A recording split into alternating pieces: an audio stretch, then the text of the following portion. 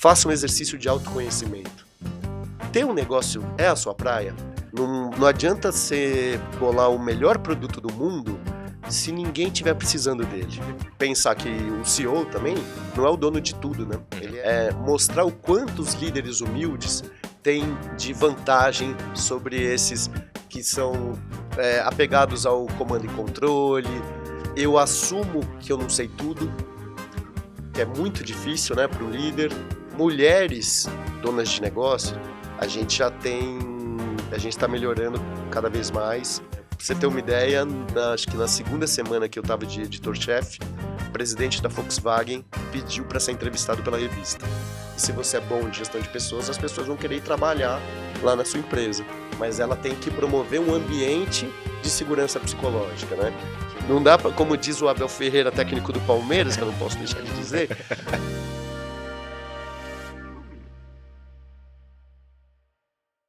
Fala, diretoria! Estamos começando mais um Fila de Clientes, o podcast. E o papo de hoje é com uma pessoa muito especial. Essa pessoa, ela domina o poder das palavras. Jornalista, editor-chefe das 2 revistas maiores do Brasil, escritor, um livro que, cara, eu tenho em casa autografado, Freud Sem Traumas. Tá aqui comigo meu amigo Alexandre Carvalho. Cara, que honra, hein? Pensar que eu te conheço há bastante tempo, acompanhei tua trajetória fenomenal de carreira, e desde o comecinho, e a gente começou meio junto, assim, nessa evolução, e aqui tá conversando com você depois de tanto tempo, é emocionante. Não vou nem falar pro pessoal que são quase 25 anos de... Não, que isso, a gente... se eu tenho 30 anos, como pode ser 25 anos? Sem dúvida, sem dúvida. Cara, eu conto essa história pra todo mundo, eu vou contar essa história de novo aqui, inclusive pra essa diretoria que eu não canso de contar, e te vendo aqui hoje. Eu fiz até um stories antes desse podcast, que eu disse que era um dia épico pra mim. Essa história você já conhece, em determinado momento da minha carreira, quando eu entrei de cabeça no mundo corporativo, eu tinha mais ou menos a idade do Cadu, que tá ali na produção, tava com 20 anos de idade. E as 2 primeiras coisas que eu fiz com o meu primeiro salário foi comprar o computador e assinar a revista Você S.A. Olha só. Cara, e é muito épico pra mim quando eu estou de frente a frente hoje com o atual editor da revista Você S.A., que é uma das maiores revistas de negócios no Brasil. Muito bom estar com você aqui em mais esse episódio do nosso Fila de Clientes do podcast, cara. Felicíssimo e muito sucesso aí pra você. Porque, cara, você primeiro tem o dom da comunicação, você falou que eu sou o rei das palavras, mas você tem o dom da comunicação, cara. Você sabe falar, você tem carisma, tem tudo pra dar certo com um videocast aqui. Obrigado, cara. Eu quero que você conte um pouco sobre da sua história, cara. Como é que você chegou, de onde você saiu e até onde você chegou como editor-chefe da Você S.A. e da Você RH. Tá. Minha primeira faculdade foi publicidade na FAAP. Nunca trabalhei com publicidade. Depois logo comecei a trabalhar numa assessoria de imprensa, voltada para o meio cultural. E era legal, assim, porque a gente fazia lançamento de livros da Editora Globo, de peças de teatro de artistas bem conhecidos, de shows bacanas, aquele festival Monsters of Rock, que existe até hoje. A gente fez assessoria de imprensa dos primeiros. Eu era só uma pessoa de equipe, né? Tava começando ali minha carreira, mas já era jornalismo, né? E de lá fui para uma editora de revistas segmentadas, onde acho que mais por exclusão, porque o meu chefe lá foi demitido, eu passei de repórter a chefe de redação. Depois fui trabalhar num centro de pesquisa automotivo que precisava de uma revista para divulgar os seus resultados das pesquisas, que era um lugar que pertencente à Mafra Seguros, e que tinha um lado bom e um lado ruim. O lado ruim é que eu não conseguia ali me desenvolver muito como jornalista, apesar de que eu era o editor da revista tal, e todo mundo me reconhecia, eu tinha bastante reconhecimento na época, acho que você lembra, mas era muito baseado nos conteúdos que as pessoas mais técnicas me entregavam, então não dava para ter um estilo próprio, não dava para desenvolver isso. Mas também era um lugar que hoje a gente sabe o quanto isso é importante, né? Hoje que a gente fala de ambientes tóxicos, que tem uma preocupação aí até com a com essa renovação a atualização da norma reguladora número 1, que faz com que as empresas não simplesmente precisem garantir a saúde do funcionário, mas também tenham que garantir a saúde psicológica, mental dele, né? Ou seja, não é que ela vai curar um cara que tem depressão, mas ela tem que promover um ambiente de segurança psicológica, né? Que ele vá lá e ele possa ser quem ele é. Isso eu acho muito importante. E lá, tirando algumas pessoas ou outras ali, a gente tinha um ambiente muito gostoso, né? A gente tinha um ambiente que foi quando eu te conheci, Sem dúvida.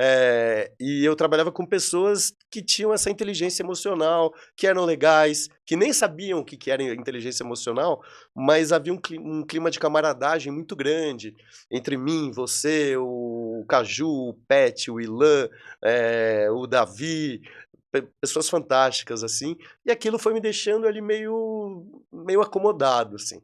E eu não estava progredindo no que eu precisava progredir, que era no meu estilo, na minha carreira jornalística. Até que um dia eu pedi para sair, para ser terceirizado, para continuar como editor da revista, mas poder ter tempo para fazer freela e tal. E aí eu comecei a trabalhar para fazer freela para Super Interessante, que é uma revista muito conhecida, né? E comecei a escrever para eles, comecei a trabalhar para Vida Simples, que é uma revista também que na época era da Editora Abril, e depois foi para Caras, hoje é de de uns empresários e tal, mas que também falava assim, muito de propósito, muito do equilíbrio entre a vida pessoal e profissional, e eu me identificava muito com aquilo. E a Super Interessante, então, era uma coisa que me fascinava, né? Porque você escrevia sobre cultura, sobre sociedade, você traduzia temas complexos para um texto que fosse acessível à maioria dos leitores e que, ao mesmo tempo, não menosprezasse a inteligência desses leitores. E ali, eu fiquei bastante tempo como freela deles, até que em 2021 eles me chamaram para ser um dos editores da revista, editores de texto. Mas foi um aprendizado enorme de você saber se comunicar de uma forma clara e transparente com quem não exatamente sabe tudo do que você está falando. Por exemplo, lá tem matéria sobre a teoria da relatividade e os caras têm que explicar de um jeito que qualquer leitor entenda. E isso influenciou muito assim meu Seu estilo estilo. e minha preocupação com a mensagem que eu vou transmitir. Aí eu tava lá como editor depois de ter passado por um bom tempo como autônomo, tava bem como autônomo, como freela, tava lá como editor de texto da Super Interessante, e nesse período de autônomo, minha ex-mulher, ela é consultora de educação corporativa. Então ela me fez muito meio de campo para trabalhar com RH, com consultorias de RH que precisavam de alguém para escrever uma revista para a Natura, Aham, aham. voltada para gestão de pessoas, ou para outra empresa voltada para como que ela pode se tornar uma boa marca empregadora. Então eu tinha esse know-how. Aí quando a antiga editora-chefe da Você RH, da revista Você RH, saiu para ir para outros projetos dela, o diretor que havia na época na Abril virou para a direção e falou, para a alta liderança da editora Abril, e falou, ó, o único cara que, em nível de editor, que entende de RH é o Alexandre, por conta disso. E aí eu virei Sensacional. editor-chefe, fui promovido. Aí vou até te falar uma coisa assim, na época, desculpa se eu tô falando muito, Não, mas é isso aí. mas já vai acabar, que já tá acabando minha carreira, peraí. É, eu, num primeiro momento eu falei, cara, isso é uma furada, né? Porque eu tô saindo da Super Interessante, e pra quem eu falava que eu era editor da Super Interessante, a resposta era sempre, ai, é Super Interessante, é minha Não, revista do coração, eu coleciono, meu pai colecionava desde os anos 90, e não sei o que lá. Aí quando eu comecei a falar que eu era editor-chefe da Você RH, as pessoas falavam, você é hã? SA? Aí eu, não é Você SA, é Você RH. Aí, aquela cara de não Não faço ideia faço de que ideia. revista é essa. Só que aí, quando eu assumi a cadeira, eu descobri que não era bem assim. Pra você ter uma ideia, acho que na segunda semana que eu estava de editor-chefe, o presidente da Volkswagen pediu para ser entrevistado pela revista. Aí eu falei, opa, tem alguma, essa revista aqui tem uma imagem boa no mercado, né? E assim foi. Lá também a gente tem um videocast, né? Uhum. E eu dificilmente convido alguém, só quando eu vejo uma pauta ali muito forte, eu vou atrás de alguém, mas as grandes empresas ficam se oferecendo. Então eu entrevisto o vice-presidente de gestão de pessoas da Nestlé, da Gerdau, da Comgás, da Bauducco, assim, só gente do C-Level, e essas pessoas querem aparecer na revista ou no videocast para consolidar uma imagem de boa marca empregadora de suas empresas. Porque a revista fala de gestão de pessoas. E se você é bom de gestão de pessoas, as pessoas vão querer ir trabalhar lá na sua empresa. Felizmente, essa experiência foi tão bem sucedida, eu gostei tanto e ganhei visibilidade dentro da própria Editora Abril. Eu nunca tinha falado com os diretores da Editora Abril. Aí quando eu virei editor-chefe dessa Passou a revista, conversar com eles. minha chefe direta é a vice-presidente da Abril, pra você ter uma ideia. Essa experiência bem sucedida fez com que, um ano atrás, eles me convidassem para ser também acumular a função de editor-chefe da sua querida Você S.A., que hoje também sou o editor de lá.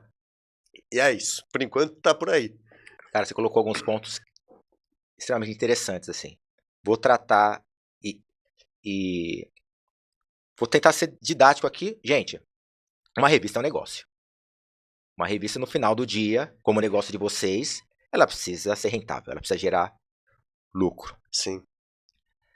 E ouvindo você falando, você, na revista, tem fila de clientes, que são os presidentes, que são os presidentes das empresas, que fazem fila para ser entrevistados. Pensando, sem citar nome de concorrência, Claro. mas qual que você entende que é o principal atributo que esses presidentes te procuram a Você SA ou a Você RH, nesse caso, e não procuram o concorrente? O que faz a Você RH ter uma fila de clientes e vou aqui supostamente dizer que a fila do concorrente é menor ou não tem fila? Bom, só para você ter uma ideia da diferença aí com a concorrência, se você entrar no LinkedIn, você vai ver que não é, não é nem concorrência, é uma revista da mesma casa, a Veja, que é a principal revista do Brasil, imagina, ela tem 193 mil seguidores no LinkedIn. Você fala, pô, que legal, bastante. A Você RH tem 406 mil, quase 406 mil. Mais que o dobro. E assim, os outros canais que tratam de gestão de pessoas, sejam sites, sejam revistas eletrônicas, isso tem 70 mil, 90 mil, uma coisa assim. A gente tem 405 mil, quase 406. Até daqui quando esse episódio for ao ar, vai ter 406 mil. Então, o que faz? Primeiro, essa revista nasceu da Você S.A. A Você S.A. criou, viu que tinha uma necessidade de falar com os líderes de gestão de pessoas e criou a Você RH como uma revista meio ali, assim como a Super Interessante tinha Mundo Estranho como uma revista filha ali, a Você RH se tornou uma filha da Você S.A. Ok. Hoje, por conta de algumas mudanças na trajetória da Você S.A., que ela era de carreira, empreendedorismo e desenvolvimento pessoal. Em determinado momento, eles decidiram que ela precisava ser uma revista de finanças. Mudaram o foco dela. E chegou um momento que eles entenderam que a revista, que esse assunto finanças, a gente tem concorrentes muito fortes no mercado, né? Então eles pensaram, puxa, a gente precisa colocar esse tema como uma revista com uma marca mais forte. Aí nasceu a Veja Negócios, ano passado. Ah, tá. E a Veja Negócios assumiu essa parte de finanças. Aí o que aconteceu? A Você S.A. voltou para carreira, empreendedorismo e desenvolvimento pessoal. O que é muito bacana, porque você dá uma orientação para os profissionais de como conseguir o primeiro emprego, de como ascender na carreira, como os desafios de um cargo da primeira gestão, os desafios da média gerência, como você se desenvolve no mercado de trabalho. Só que esse vai e vem criou uma certa desconexão, assim. Então eu fui chamado lá para assumir, para recuperar essa robustez da marca que ela sempre Uhum. teve, a ponto de te tornar fã dela, e Sem dúvida. não só você, sempre foi uma revista muito muito forte, tanto que quando eu falava Você é RH, as pessoas falavam: "Ah, Você é SA?", porque ela era mais conhecida. E ela é mais conhecida, porque a Você é RH, ela é uma revista de nicho, ela é para C-level, ela é para líderes, e não a gente não tem tantos líderes assim, como a gente tem profissionais, Sem né. dúvida. Mas falei, não cheguei no cerne da tua pergunta, que foi, eu acho que ela o fato dela ter nascido na Você S.A.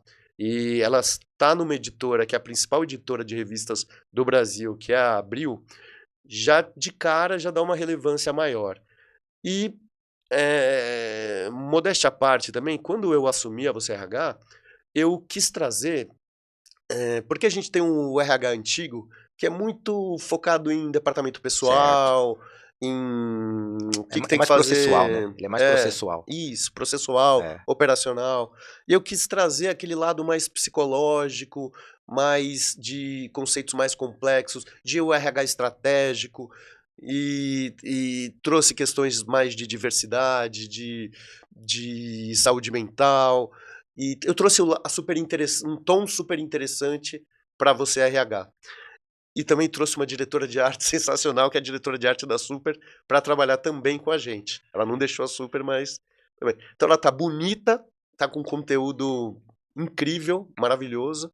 Então as pessoas, o resultado é que a gente tem admiração do mercado, tá aí nos números. Pra você ter uma ideia, o nosso canal de WhatsApp, tem muita gente que nem sabe que existe isso. Por uma coisa de nicho, tem mais de 93.000 seguidores. Nossa.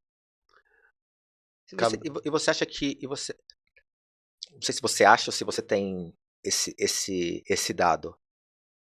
Você entende que a melhora a reputação desse profissional quando ele sai na Você RH ou você entrevista lá no seu podcast na Você RH? Sim, de um modo geral, a gente faz uma revista para expor ao leitor quais são as melhores práticas de gestão de pessoas. Uhum. Então não é uma revista, por exemplo, a Veja é uma revista investigativa. Ela vai, de repente, se uma empresa teve um escândalo de fraude na alta gestão, ela vai lá investigar.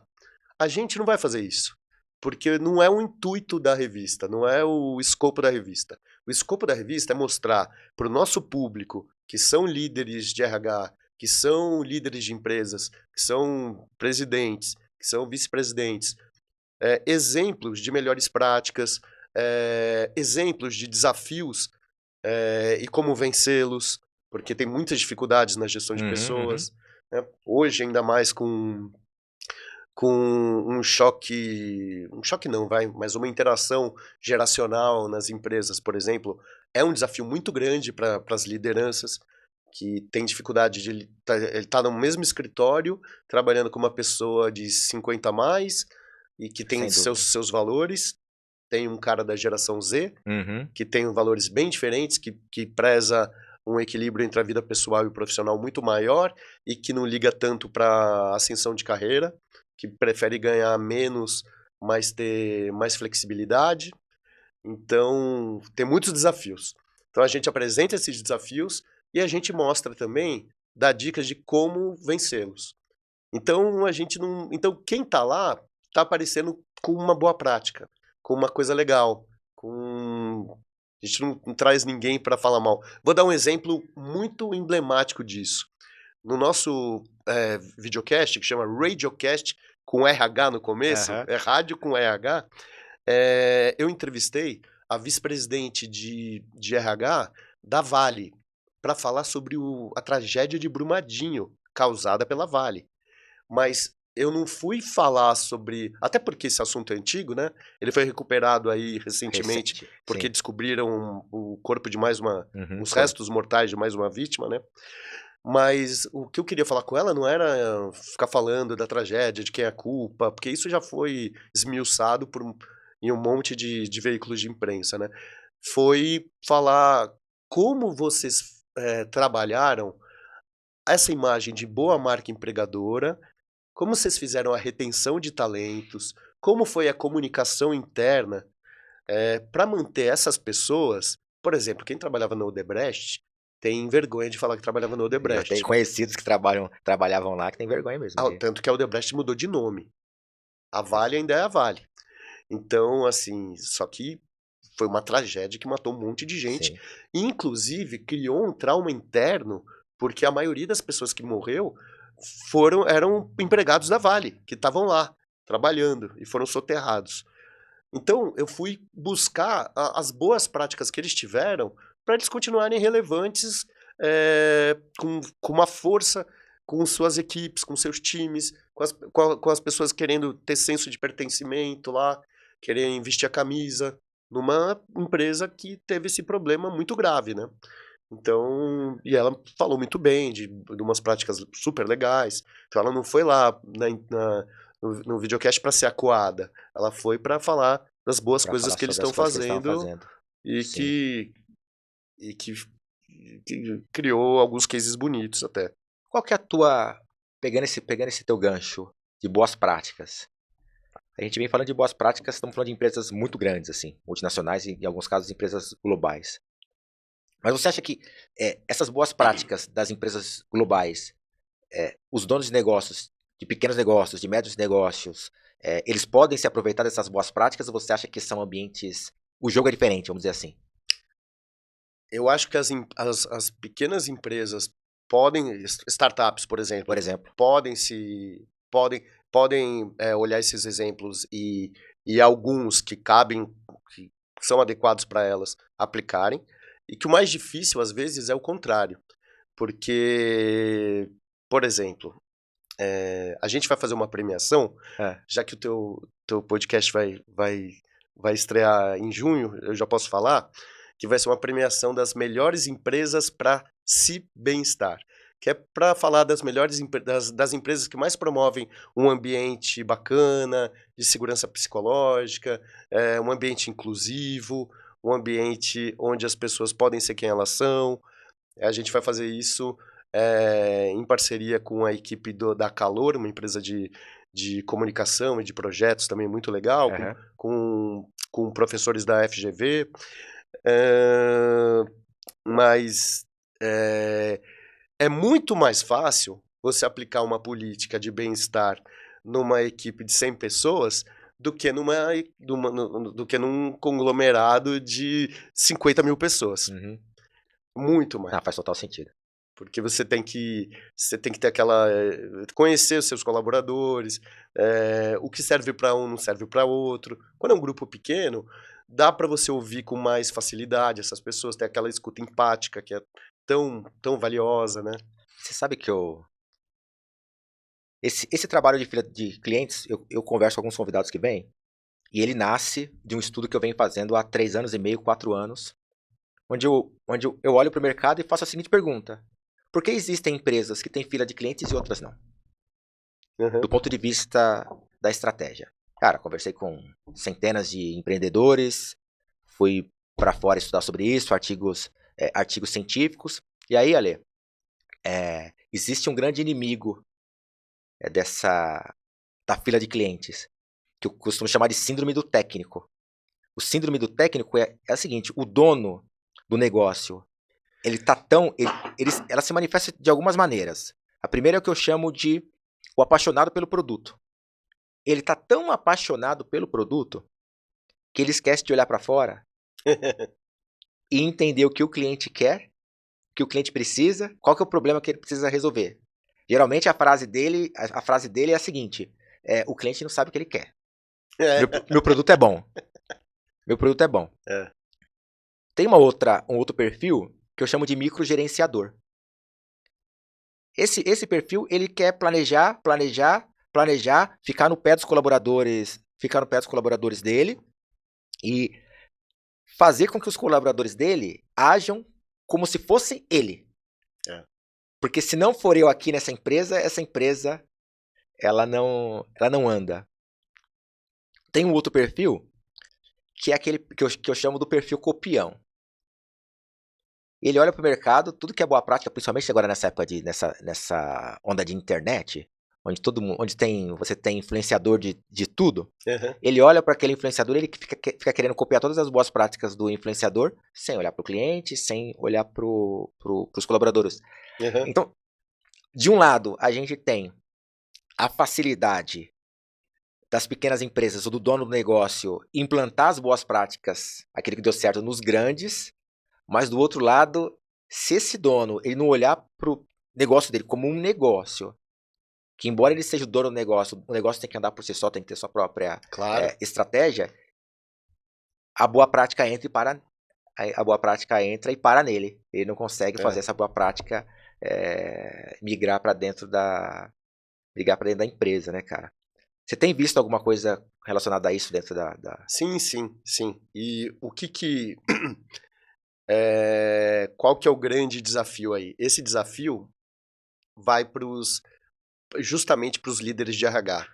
Por quê? Porque eles precisam ter uma boa relação com a alta liderança para que essa alta... E ter um poder de convencimento, ter uma influência. Porque também, se você não tiver, gente, procura outra empresa, né? Porque Sim. se você não for ouvido pela alta liderança, você é o líder de RH, você não tem mais o que fazer ali. Porque você é o cara da gestão de pessoas. Só que quem toma as decisões da gestão de pessoas é a alta liderança, é o CEO, são os diretores, os altos diretores. Eles têm que explicar que a empresa não termina quando esse CEO vai embora da empresa. Então, o que é importante? É reforçar a cultura organizacional. Uhum. Uma empresa que tem uma cultura organizacional sólida, ela não vai mudar. Ela, por exemplo, ela não vai ter esse líder que você citou, que quer que todos os colaboradores sejam como ele, porque ele é que tem que estar alinhado aos valores da empresa. Não são os colaboradores que têm que estar alinhados aos valores dele, indivíduo. Então, já passa por isso. Quando você tem a cultura organizacional bem definida, a alta liderança não pode fugir disso. Até porque ela fica deslocada de todo um contexto. Porque pensar que o CEO também não é o dono de tudo, né? Uhum. Muitas vezes, a gente falando em grandes empresas, ele responde para um conselho de administração, ele responde para pares, os subordinados dele são grandes diretores, não são pessoas que não sabem nada. Então, a gente soltou uma matéria de capa na Você RH no ano passado, que é a humildade na liderança. Isso me interessa. Isso. Aborda um pouco mais para nós, Porque, por favor. assim, mostrar o quanto os líderes humildes têm de vantagem sobre esses que são apegados ao comando e controle, que acham que sabem tudo. E foi legal, porque foi uma oportunidade também, e eu entrevistei líderes muito fortes, muito, muito legais, muito valorizados, e eles falaram, gente, me consideram humilde, mas por quê? Porque eu escuto meus colaboradores, eu tenho um estilo de liderança colaborativo, eu assumo que eu não sei tudo, que é muito difícil, né, para um líder, porque às vezes ele está lá olhando o conselho de administração que quer as respostas dele, Sim. quer resultados, e tem também para baixo dele uma equipe que fala, e agora, o que a gente faz? E às vezes ele não sabe. E não quer se expor, né? Mas ele tem que virar e falar, vamos aprender junto? Então, assim, esse líder que está disposto a aprender, disposto a aprender sempre, aliás, né? Fazer o tal do lifelong learning, de aceitar, de ter escutativa com seus colaboradores, de ouvir as dores do cliente como se fossem dele, não pensar o que você acabou de dizer, o cliente não sabe o que quer. Então, assim, esse é o líder que hoje é o mais valorizado, pelo menos entre as pessoas que entendem bastante de liderança, os especialistas no tema. Cara, tá alinhado. Você sabe que tem um autor norte-americano chamado Jim Collins. Esse cara, pra mim, ele fez Fica aqui a dica pra vocês lerem. Empresas Feitas para Durar. O nome desse livro, super famoso. Legal. E esse livro, ele fez, pra mim, a maior e melhor pesquisa de todos os tempos sobre o que faz uma empresa ser feita para durar. ter longevidade, ter sustentabilidade no sentido de longevidade da palavra. Ele ficou 12 anos acompanhando 10 mil empresas Caramba. nos Estados Unidos. E lá é muito bom porque ele tem dados, né? Sobre lucratividade da empresa, sobre desempenho, enfim, ele consegue extrair uma série de dados. E como ele era um professor de Harvard, ele conseguia ter acesso aos executivos, então ele fez uma série de entrevistas. E ele foi o primeiro pesquisador que apresentou o seguinte dado, porque todo mundo achava, Ale, complementando isso que você comentou agora, que as empresas feitas para durar, elas eram o CEO ou o diretor ou o dono do negócio era aquela pessoa mais impulsiva, vamos chamar assim.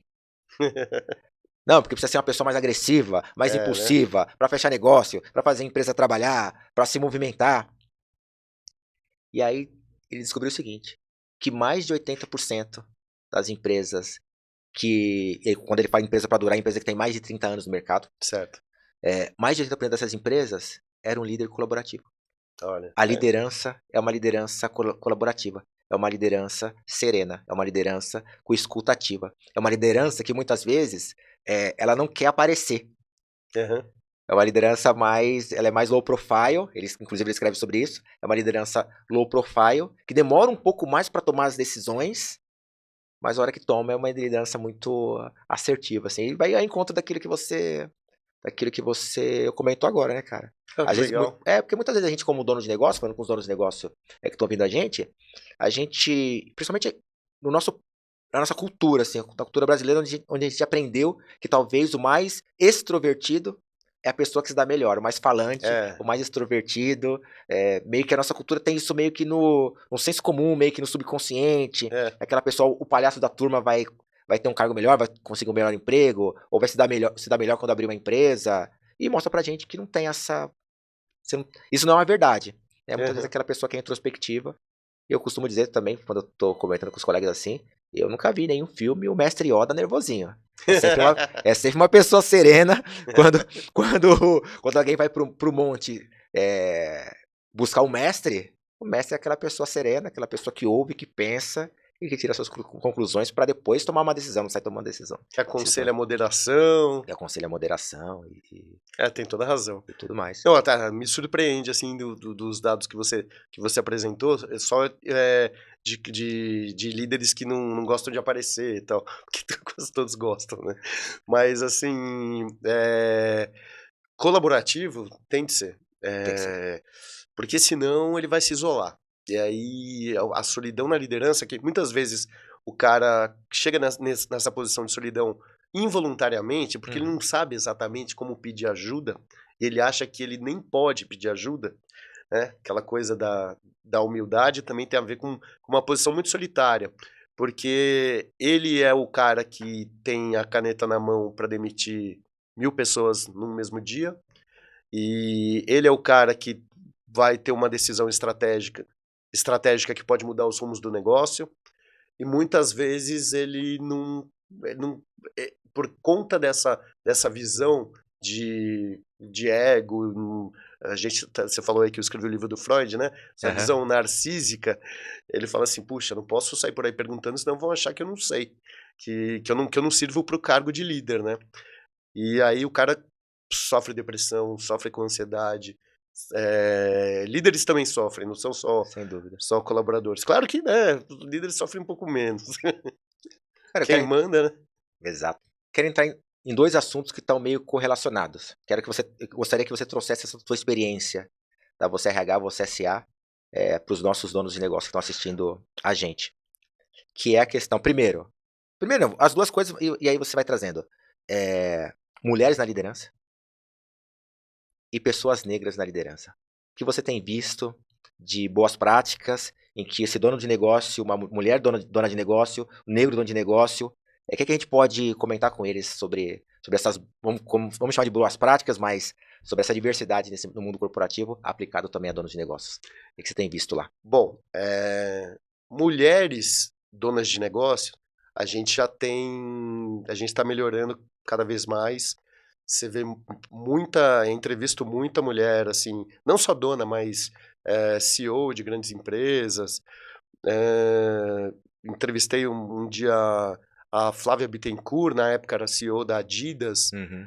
e foi na pandemia, foi até uma coisa curiosa para mim, porque me mostrou a nova realidade do jornalismo na pandemia, né? Eu estava entrevistando ela e ela estava de regata, ela falou, desculpa, é que eu acabei de fazer uma caminhada, porque a gente tá muito preso em casa, né? Então eu fui, caminhada não, uma corrida, então eu ainda tô aqui de camiseta regata, não sei o que lá. Aí os filhos dela passando, e ela falou, é, gente, sabe o que eu faço? Quando eu faço reunião com os meus, é, com a minha diretoria ou com os colaboradores, eu faço questão de deixar a porta aberta para os meus filhos ficarem passando mesmo, porque a gente está numa situação que para eles também se sentirem à vontade de ter os filhos passando ali, porque o home office tem as coisas boas, né? Mas também tem esse perrengue Sem de você dúvida. estar ali tendo que lidar com a gestão da casa e o teu emprego, né? Então, isso ficou muito marcado para mim de mostrar que as mulheres na liderança, elas têm, com certeza, uma perspectiva mais empática, têm uma escutativa muito melhor. Isso não é um estereótipo e muito, pelo contrário, é uma fortaleza das mulheres na alta gestão. Elas estão trazendo outras mulheres para cargos de liderança. Hoje as mulheres estão assumindo, inclusive, na Você RH, a gente, muitas dos exemplos, dos cases de melhores práticas que a gente tem, é de mulheres assumindo nas empresas, por iniciativa das empresas, assumindo postos que são majoritariamente masculinos. Como a gente entrevistou uma mulher que ela é uma técnica numa plataforma de petróleo e que ela é mergulhadora. Ela mergulha para fazer reparo embaixo da plataforma, no fundo do mar. Você imagina isso? E ela é uma mulher. Então, aí ela fala, ai, mas é fogo, né? Porque eu fico 2 meses, sei lá, não me lembro exatamente o Aham. período, aqui na plataforma e depois fico 2 meses em casa. Mas os 2 meses que eu fico aqui, eu morro de saudade do meu filho. Mas eu acho assim que em relação às mulheres está mudando e está melhorando de fato, assim. Eu recebo todo dia release falando de empresa que está melhorando. Agora, negros na liderança, falta muito, assim, aqui no Brasil. Falta progredir muito em relação a isso. E aí a gente tem aquela realidade, né, de ter mais de 50% da população de negros e pardos, se identifica como negros e pardos, e quando você vai ver em postos de liderança, não chega a 10%, 5%. Hoje mesmo, né, estava conversando contigo, que eu entrevistei o presidente da Education First, da EF, que é o Eduardo Santos, um executivo negro, e ele falou, cara, além de mim, eu só conheço mais um, que é o Maurício da Bayer. Aí eu falei, caramba, né? Eu falei, é, como pode, né? E daí é, a gente estava indo numa tendência muito boa, e o Brasil é um bom exemplo disso, por incrível que pareça, de promover a diversidade e a inclusão. Sim. E recentemente, isso abriu portas, assim. Muitas empresas se viram eh, meio que pela dor ou pelo amor, trazendo negros para dentro de casa e dando, porque para quem não conhece muito essa, esse tema que é muito comum do RH, que a diversidade é diferente da inclusão.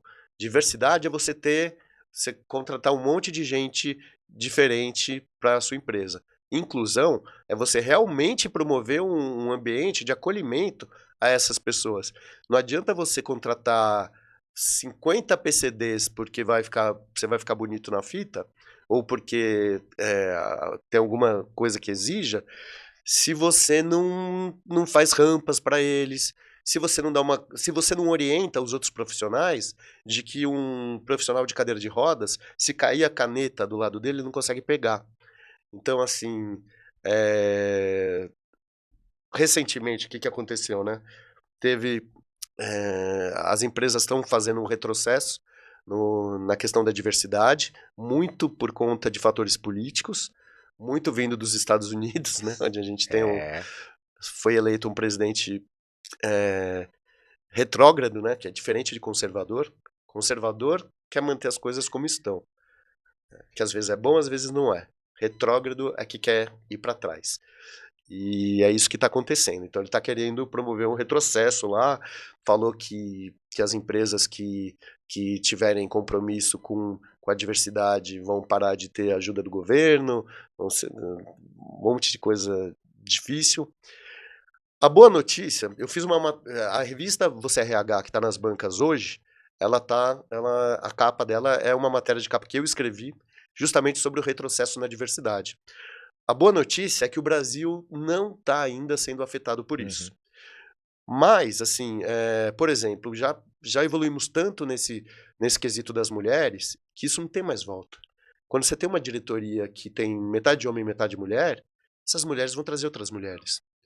E assim, o que está melhorando também, do ponto de vista dos negros, também é difícil, não tem mais volta.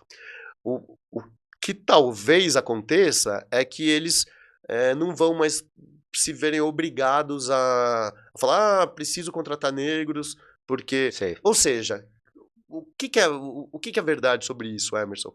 Empresas que realmente têm um compromisso com a diversidade e que têm uma cultura que valoriza essa inclusão, e que inclusive são empresas mais inteligentes que as outras, porque tem um monte de estudo que prova que equipes diversas É, são mais produtivas e mais lucrativas, essas empresas elas não vão voltar atrás.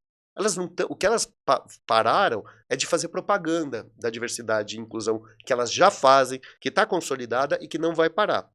Eu, inclusive, para essa matéria, entrevistei líderes de RH de empresas que têm um compromisso muito forte com a diversidade e a inclusão, e elas falaram das boas práticas, de que nunca vão parar e que não sei lá, mas quando eu falei, vocês querem falar um pouco sobre essa questão do retrocesso e tal? Eles, não, isso a gente não quer falar.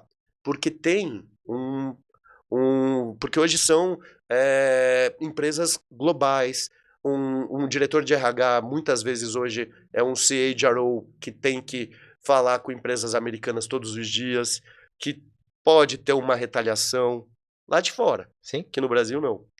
Então eu acho que a gente tem que se vacinar para a gente não seguir o mesmo caminho.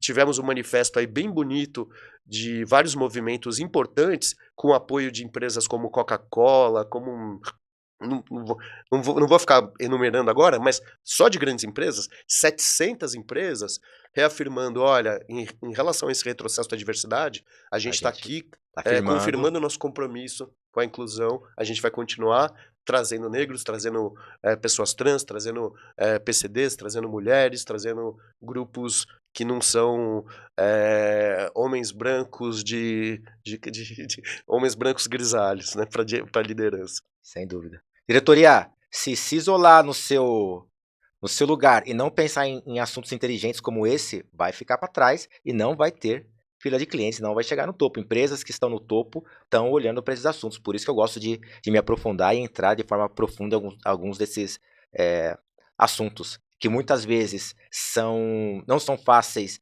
de digerir a primeiro momento, do ponto de vista você precisa pensar, planejar, olhar para a sua estratégia, muitas vezes assumir que não está fazendo um bom papel, para a partir daí, de uma análise crítica, melhorar. Eu entrevistei uma profissional trans que trabalha na rede Açaí de mercados, e ela foi promovida a gerente, e ela falou, a gente está aprendendo junto, né? Porque isso é recente. Exato. Profissionais trans são os mais marginalizados de todos, né? Porque eles têm várias intencionalidades. Às vezes é uma mulher negra trans. Então, várias coisas que batem ali, que criam barreiras para ela. Ela falou, quando eu cheguei aqui, não tinha banheiro para mim.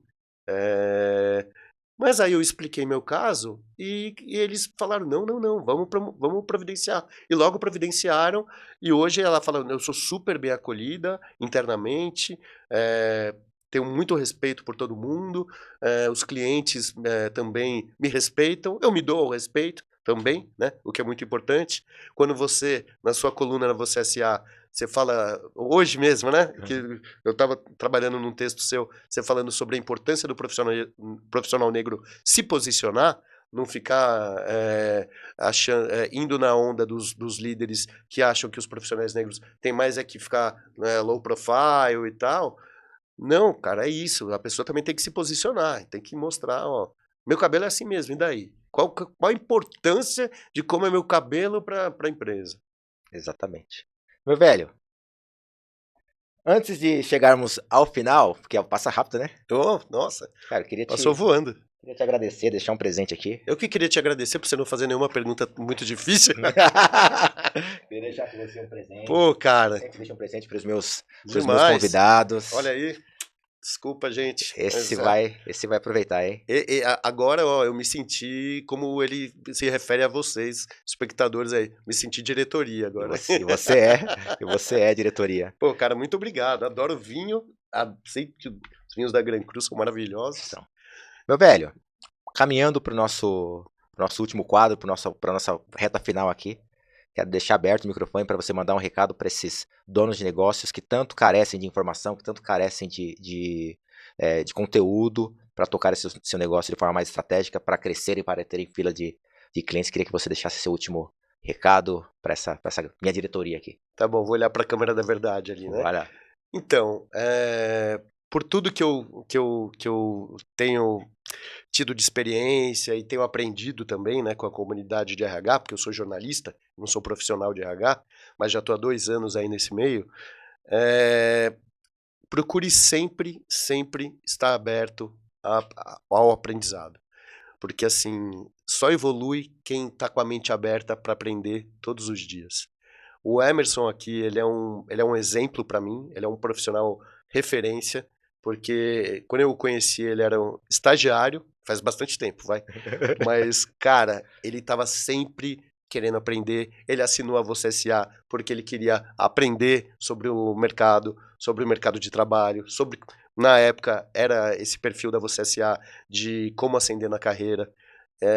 Ele estava sempre envolto em cursos, foi fazer especializações depois da faculdade, virou professor. Cara, é um exemplo. Vocês estão aqui na mão de um host de videocast que tem muitos exemplos de vida muito bonitos para dar. Mas eu acho que o primeiro... Tem muita coisa, né? Mas eu acho que o primeiro é isso. Você está aberto a aprender e isso implica uma escutativa dos teus colaboradores, dos teus pares, das dores dos seus clientes. Não adianta você bolar o melhor produto do mundo se ninguém estiver precisando dele. Então você primeiro precisa descobrir qual é a dor do teu cliente. Para isso você pode contar com business partners, você pode contar com consultoria, fazer mentoria é uma coisa legal, ter sessões de coaching é uma coisa legal, apesar que coach ficou meio estereotipado aí como uma coisa... Isso por causa dos maus coaches, porque eu conheço coaches que são sensacionais, brilhantes, coaches de carreira. Mas é isso. Esteja aberto, planeje-se, programe-se para... Você tem condições de ter um negócio? E faça um exercício muito importante, que eu acho que é o começo de tudo. Faça um exercício de autoconhecimento. Ter um negócio é a sua praia? Você tem energia, tem vocação para isso, tem resiliência para passar por momentos difíceis, porque todo mundo que abre um negócio vai ter uma montanha-russa aí no começo, de ter altos e baixos, ups and downs. Então, assim, se você se conhecer, se você achar que tá firme que você tem isso, se você tiver seus valores muito certos na tua cabeça, se você estiver aberto a aprender e você souber ouvir, você está no caminho certo. Aí não dá para, como diz o Abel Ferreira, técnico do Palmeiras, que eu não posso deixar de dizer, ele não garante, ele fala sempre assim, eu não garanto que eu vou ganhar, mas eu garanto que eu vou fazer tudo certo para a gente ganhar. Então aí você já está, isso já é quase, você está lá quase no gol. Diretoria, eu não garanto que eu vou ganhar, mas eu garanto que eu vou fazer o máximo que eu puder para te tornar mais inteligente no quesito estratégia, no quesito fila de clientes. Esse foi mais um episódio. Obrigado por você estar aqui até agora. Obrigado, Ale. Cara, valeu. Que honra. Nos vemos no próximo. Um abraço, diretoria. E esse foi o Fila de Clientes, o podcast. Uma produção independente para ajudar donos de negócios a sair do vazio e criar fila, lucro e respeito. Apresentação, Emerson Feliciano. Se você quer anunciar nesse podcast, Entre em contato, envie um e-mail para emerson@emersonfeliciano.com.br. Quer ser a estrela desse podcast e ser um dos meus entrevistados? Entre em contato, envie um e-mail para emerson@emersonfeliciano.com.br.